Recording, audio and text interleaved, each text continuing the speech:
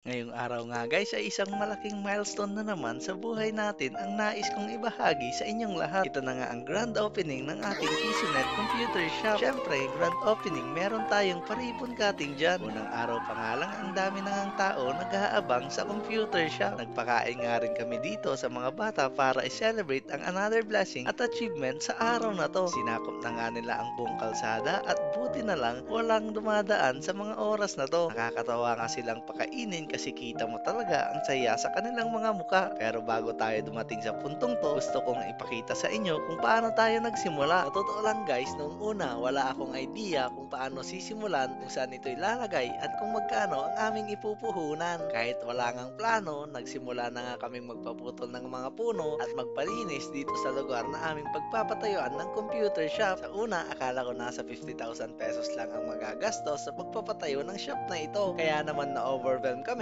at dali-dali kaming bumili ng mga materyales na gagamitin para maumpisahan na ang pagpapatayo dito. Nagpatabon din pala kami ng lupa dito para pumantay ang lupa sa kalsada. Hiniram na nga rin namin tong jeep ng uncle ko para makapaghakot kami ng mga scrap na bakal sa kanilang bahay na pwede pang magamit sa pagpapatayo sa computer shop na to. Kala ko noon kaya na ito ng 50,000 pesos pero habang tumatagal, na-realize ko na mas malaki pala ang kailangang budget. Kaya no choice, diretso agad sa pagbili ng ibang materyales hanggang sa matapos ang pagpapagawa dito. Bali umabot nga kami sa 200,000 pesos sa pagpapagawa pa lang ng computer shop na to at hindi pa nga kasama ang mga computer at mga accessories nito. Nakakatuwa lang tignan guys na nakikita na ang dating pinaplano. Hindi kailangan perfecto ang plano, ang importante may ginagawa ka para maabot mo ang mga to. One step at a time ba? Kahit mabagal, ang mahalaga umuusad tayo. Maraming salamat pala sa tita ko na may-ari ng lupa na pumayag sa pagpapatayo ng computer shop dito. At kung umabot ka nga dito,